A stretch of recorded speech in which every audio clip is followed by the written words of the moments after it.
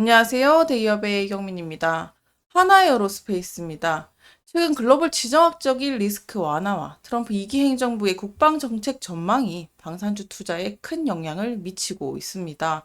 이스라엘과 헤즈볼라 간의 휴전 합의 임박 소식과 그리고 우크라이나 전쟁 종전 가능성에 대한 이 주요 이슈가 시장에 반영이 되면서 하나에어로스페이스가 급락세를 보이고 있습니다. 이러한 하락이 장기적인 추세 변화로 이어질지 단기적인 조정이 그칠지 자세한 내용을 살펴보도록 하겠습니다. 네, 오늘 코스피 지수가 12.34포인트로 하락하면서 약세로 출발을 했습니다. 외국인과 기관의 순매도가 이어지고 개인 투자자가 전체적으로 1,600억 원에 대한 매수 우위를 보이면서 물량을 받아낸 모습인데요. 자, 이러한 상황 속에서 방산주가 급락을 했습니다. 이스라엘과 헤즈볼라 간의 휴전 가능성으로 인해서 이 중동 지역의 긴장 완화에 대한 기대감이 증가를 했고, 이것은 방산주 전쟁과 긴장이 이제 심화될 때 수혜를 보는 특성이 있는 이 방산주로서는 이 휴전 소식이 이 같은 투자 심리에 부정적인 영향을 미치고 있다라고도 볼 수가 있겠습니다. 더불어서 트럼프 2기 행정부가 우크라이나 전쟁 종전에 대한 초점을 맞추고 있는 것으로 보이는데요. 엎친 데 덮친 격으로 지금 글로벌 방산 시장에서 미국 국방 지출 축소 우려까지 우려가 되고 있는 상황입니다. 따라서 보시는 것처럼 오늘 하나에어로스페이스의 주가 움직임, 어떻게 보면 단기적인 투자 심리가 악화되었다라고도 볼 수가 있겠습니다. 진화학적 리스크가 완화되면 아무래도 방산주의 단기 수요 기대치가 하락하게 되는데 이 같은 반영이 아닌가라고도 보여지고 있고, 특히나 트럼프 행정부의 국방비 축소 가능성과 더불어서 중동 휴전 소식이 맞물리게 되면서 지금 방산주 더불어서 하나에어로스페이스의 매도세가 지금 강하게 작용하고 있습니다. 또 덧붙여서 지금 방산주의 하락세 또 주요 인물이 있습니다. 바로 일론 머스크의 발언이 파장을 일으키고 있는 건데, 일론 머스크가 국방 예산을 대폭 줄여야 한다는 발언이 지금 방산 투자 심리를 또 한 번 자극을 했습니다.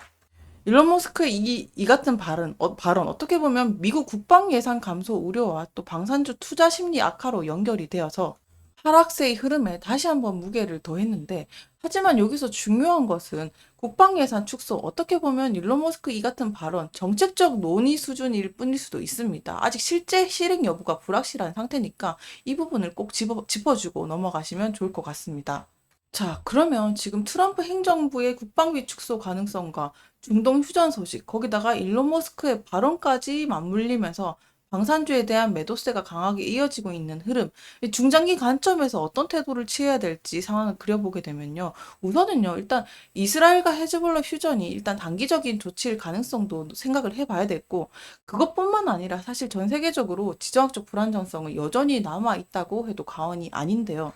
전 세계적인 지정학적인 불안정성 추세로 봤을 때 지금 우크라이나 전쟁도 있고 아시아 지역의 군비 경쟁 그리고 나토와 러시아 간의 긴장이 계속 여러 군데서 동시다발로 일어나고 있는 사건들입니다. 따라서 이 방산시장의 중장기적 수요는 여전히 견고하다라고도 볼 수가 있는데요. 그러한 전제로, 그러한 관점에서 봤을 때 지금 방산주는 현재 조정 국면에 들어온 건 맞다라고도 볼 수가 있겠고, 지금 지정학적인 리스크와 장기적인 성장 동력을 고려했을 때는 이 같은 하락세가 분할 매수의 전략을 취하는 것도 나쁘지 않겠다라는 생각이 듭니다. 매매 동향을 보시면요. 지금 하나에어로스페이스의 외국인의 매도세가 이어지고 있죠. 이 외국인의 매도세, 어떻게 보면은 불안을 조성할 수 있겠지만, 이 외국인의 매도세가 또 지속될 경우에, 달리 생각하면 추가적인 저점이 형성될 가능성을 생각해 볼 수 있기 때문에, 다행히 이것을 지표로 삼아서 바닥 다지는 구간을 확인을 하면서 매수 타이밍을 다시 한번 노려보는 것도 살펴보시면 좋을 것 같습니다. 이렇게 말씀드리는 이유는 아무래도 이동평균선에 근거해서 말씀드리게 되는데요. 지금 120일 이동평균선이 상승세를 보시는 것처럼 유지를 하고 있고, 하나에어로스페이스의 기업 분할 이후에 그리고 방산 실적 증가가 계속 대두되고 있기 때문에 그러한 가능성으로 본다면 중장기적으로는 우상향의 흐름을 기대할 수 있지 않을까라고도 생각을 합니다.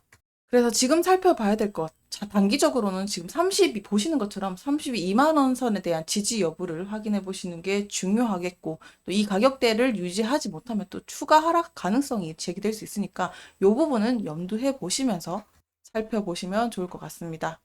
자, 정리하겠습니다. 현재 시점만 놓고 봤을 때 지금 주가의 흐름이 5일 이동평균선 아래로 하락을 하긴 했지만 21선과 61선이 이동평균선 위에 위치하고 있고 단기적으로는 지금 하락세에 있는 건 맞지만 중장기적으로는 여전히 상승 추세를 유지하고 있다는 거, 그리고 121선 이동평균선을 통해 봤을 때 이 상승세를 유지하고 있는 만큼 장기적인 추세가 아직까지는 긍정적이다라고도 해석을 할 수가 있겠습니다.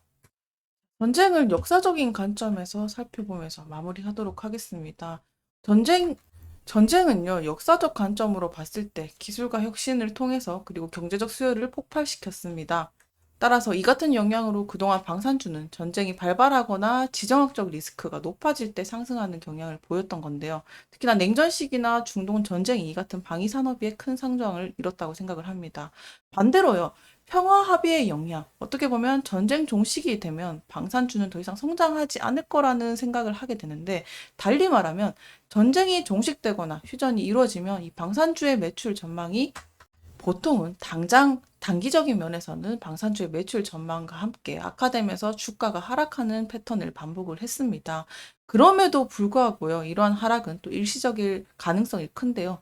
역사적으로 전쟁이 끝난 뒤에도 군사력 증강과 방산기술 투자는 국가 안보 차원에서 꾸준히 이어졌다는 점을 생각해 주시면 좋을 것 같습니다.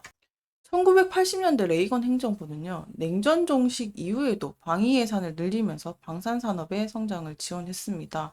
그러니까 걸프전 이후 휴전 국면에서도 중동 지역의 방산 수요는 지속되었다는 건데요. 어쩌면 위기일 수도 있는 방산주, 과거의 역사적 관점에서도 한번 살펴보시면 힌트가 되실 것 같습니다. 오늘도 시청해주셔서 감사합니다.